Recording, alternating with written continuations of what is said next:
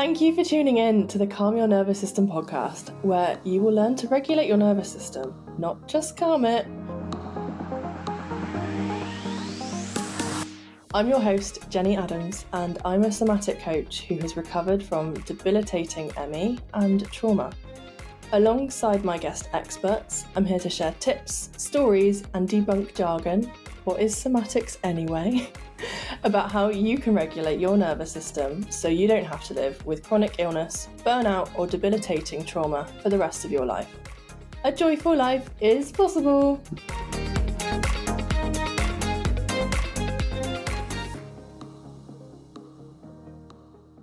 If you've tried the therapy, the coaching, the Trello boards, all the strategy, and you're not getting anywhere, maybe you book yourself into the nice spas and you go to the yoga classes and you do the right things, but stuff's just not working and you're still stuck in that burnout and not having the energy that you want, and you're not living that limitless life that you are capable of. I'm going to break it down in this episode exactly what is going on and how sometimes our intelligence is actually what's blocking us, and how we can step around that and use that wonderful wisdom and intelligence that we have to get into the life that we want.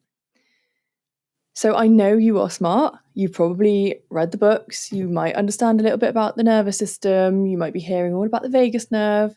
You've probably done the breathwork classes, some of the retreats, the yoga classes. I'm sure you are doing the things. You might up here know about what's going on with your dopamine levels and your executive functioning and the role of your prefrontal cortex and some of this knowledge, but are you wearing it? Are you actually embodying it? Or are you just putting more into a busy brain and not going into the body at all?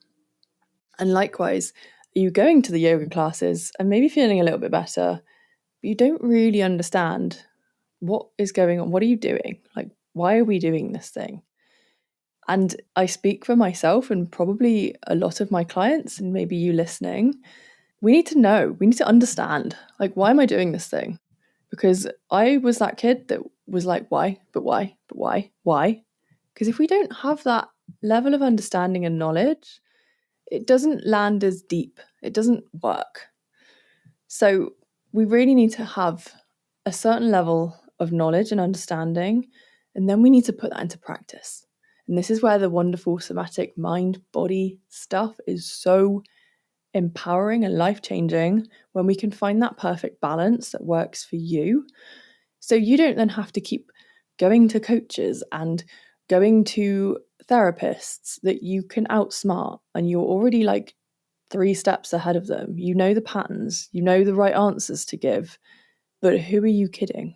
Because you're going there because you want support, you want change, and you're actually not getting anywhere because that doesn't work for you.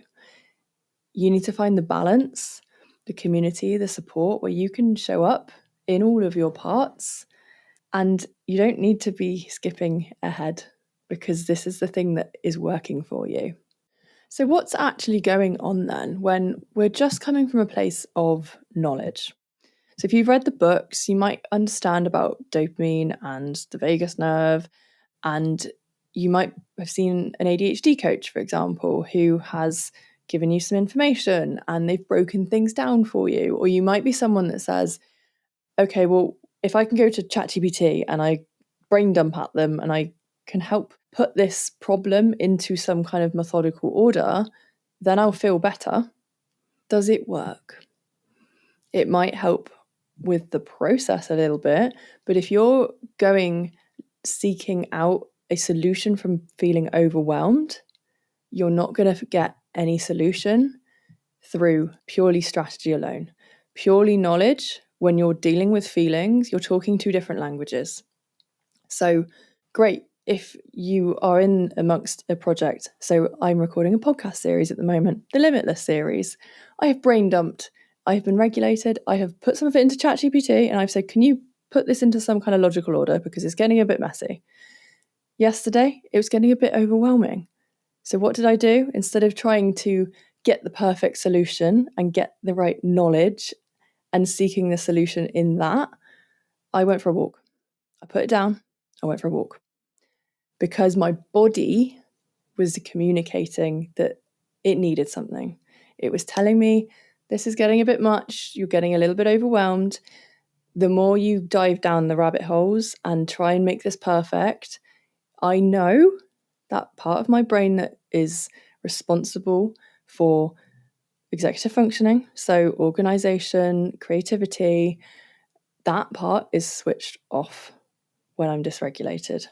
So when you're dysregulated, you need to go into the body, you need to go into the nervous system, and then that part of your brain comes back on. You can be organized, you can remember things, you can plan stuff.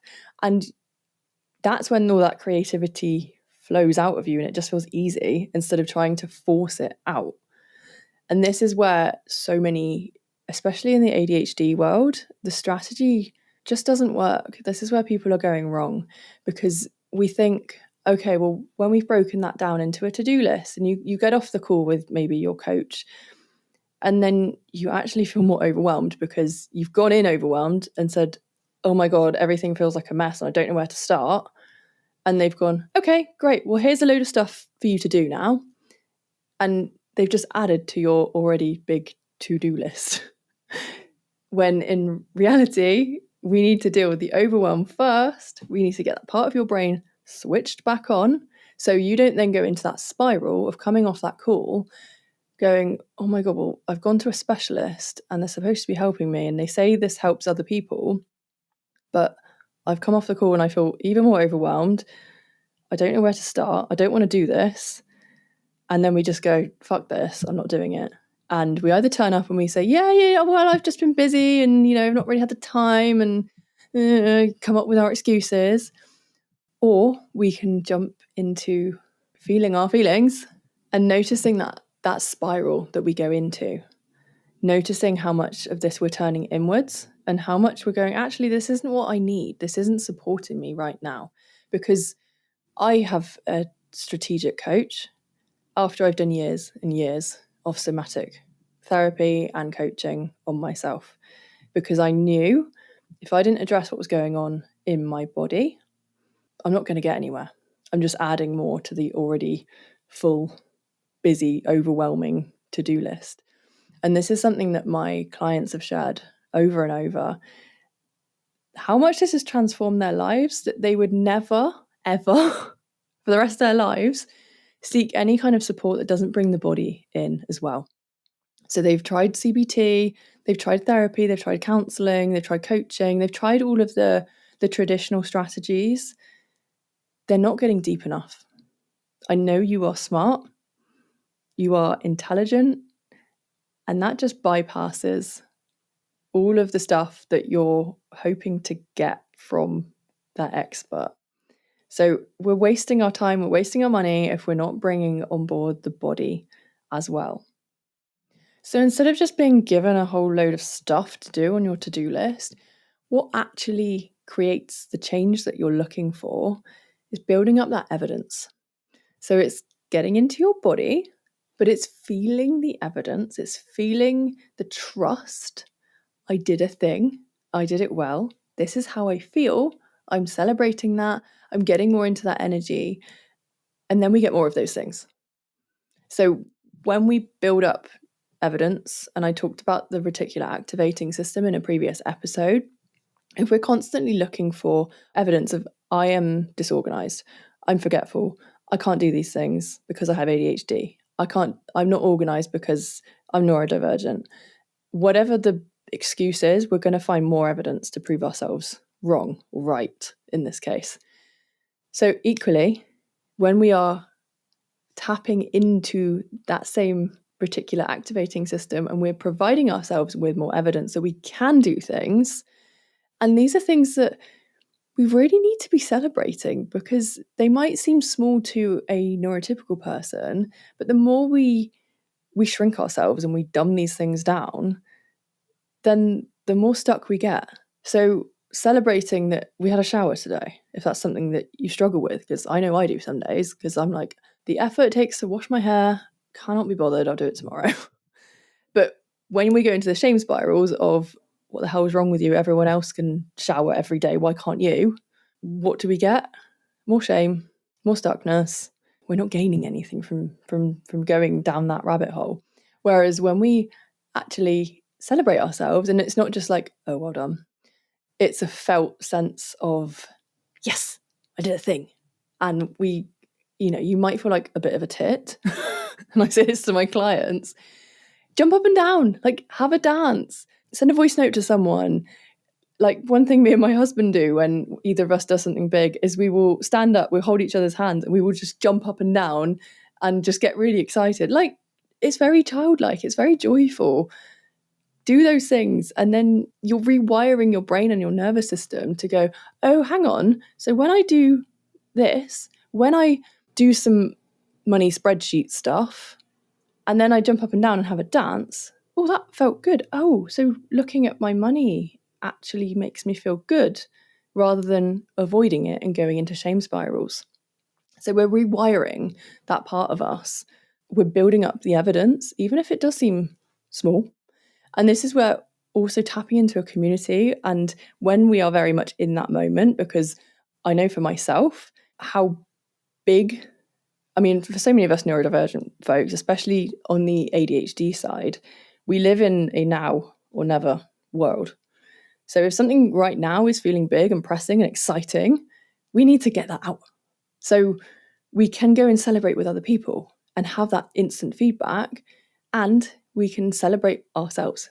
So if no one's around, go and jump up and down, like go and celebrate yourself and stop looking for that validation from other people around you all the time. And equally, if that's what you need to get started, come into a community where you can be celebrated and you can celebrate others and you can take up space as well, because this is about tuning back into you, celebrating yourself.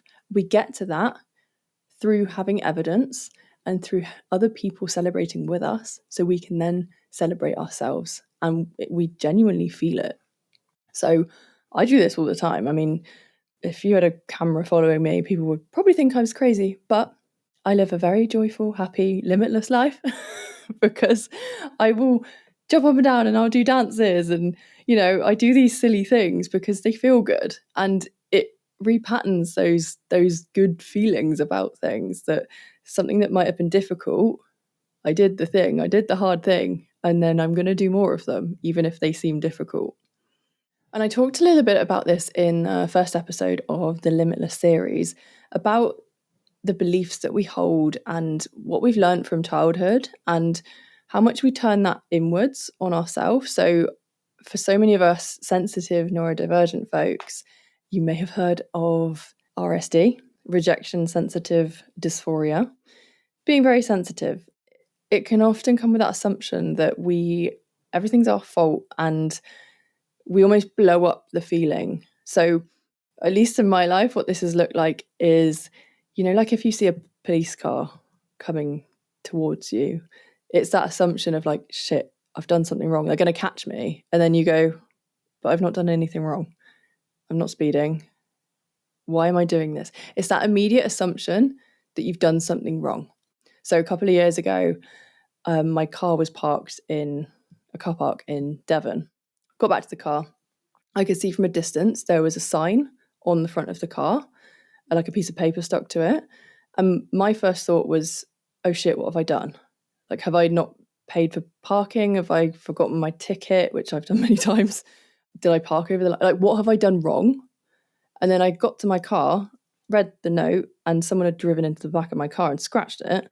And I think it was a witness that had written their number on it or something. But that was the immediate go-to, is what have I done wrong? And if that is a theme that shows up for you as well, this is the importance of rewiring these beliefs, being in that community where that is almost challenged. So instead of leaving a coaching session, whatever it is you're doing, you're trying to get the change and you're not feeling it, instead of going down that spiral of just assuming that you're the problem and that you've obviously done something wrong and you've not listened properly or you've not implemented, you've not tried hard enough, whatever bullshit we're telling ourselves, instead of doing that, when we have this evidence that someone's got your back, that you are tapped into your needs, you are tuned into your body, you're listening to those needs, you're listening to what your body is trying to tell you, and you're knowing, actually, this isn't working for me, or this isn't my person, or that strategy doesn't work for me, because every neurodivergent person is a different neurodivergent person. So some people absolutely love fiddling around with Notion boards and making them look pretty and really deep diving into that because that's their creative flow. They love that. Some people love gamifying things and almost having that timer with yourself. That doesn't work for me. That to me is overwhelming. For me, I need to get into my body. I need to get into the feelings. So it's knowing enough about yourself and what works and what doesn't, so you can then communicate that with people and stop wasting time doing things that don't feel right. At the end of the day, you are in control of your life. You have choice, you have free will. If something doesn't feel right, there's a reason. That's a message. Listen to that and follow whatever that is trying to tell you. So, for example, for me, a strategy that works because I have a interest-based nervous system, as so many of us neurodivergent folks do, interest-based versus importance-based, I know I need some novelty. I know that about myself now. So I have said I'm going to be recording some episodes of my podcast, and I've taken myself off to a lovely hotel in the English countryside in order to do that, because I'm in a different environment. I know getting the train here, just being on the train, I find I'll open my laptop and I'll have like a creative flow that just comes to me quite often.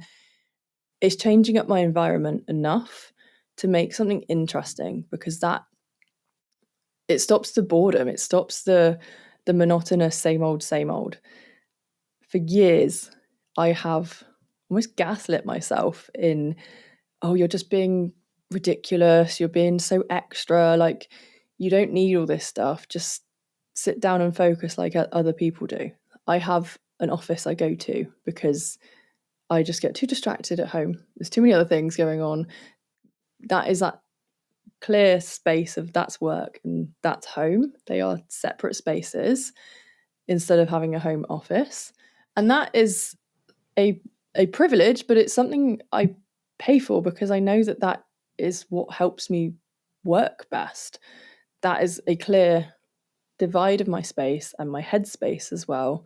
So I've got those clear boundaries in place.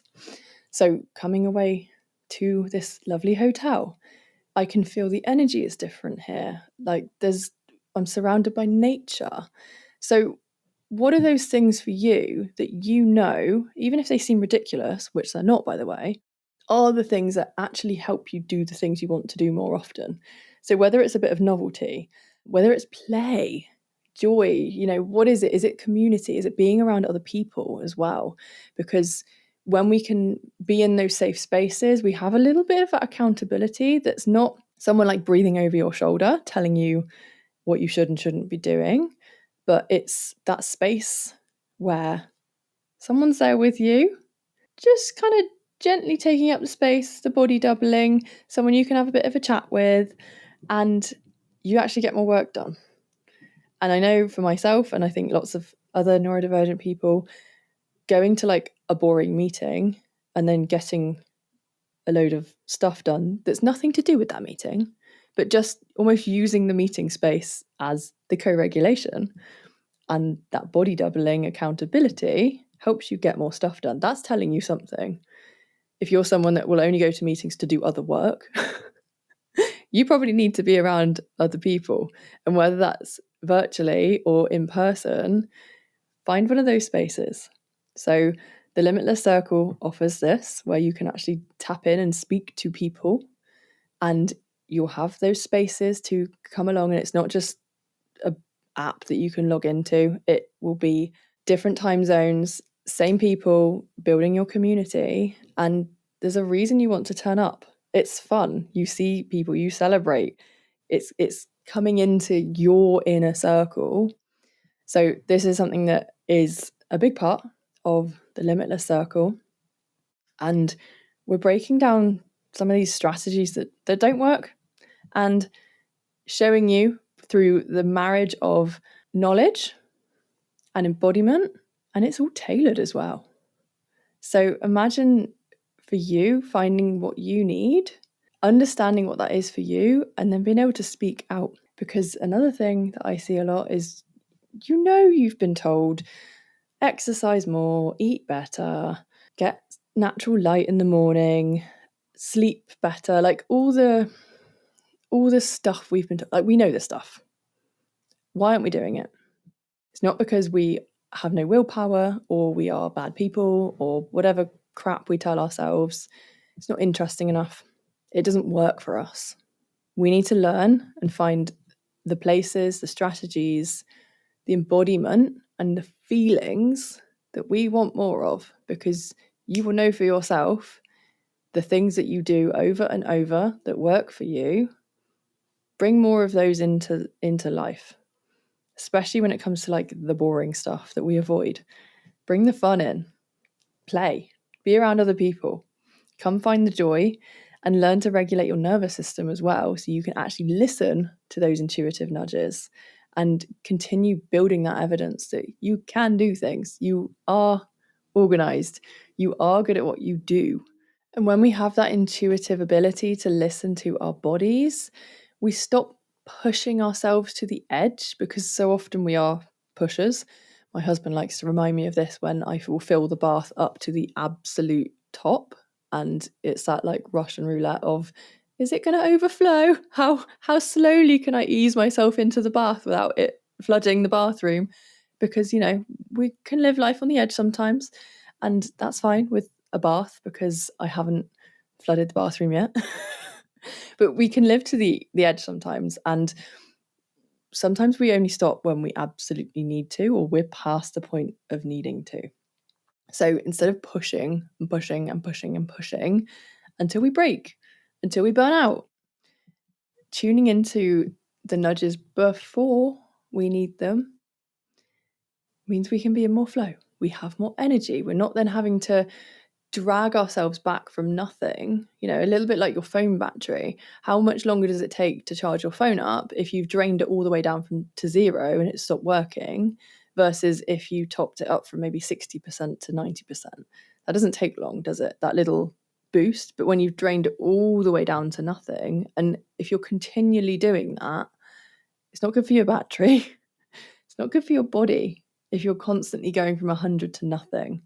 So how about finding that range of resonance that works for you and what that can look like? And I'll be teaching all about how to find this, the knowledge and the embodiment, shifting out some of those stuck emotions that don't serve you anymore, and working with your intelligence and your wisdom and your intuition that is inside of you.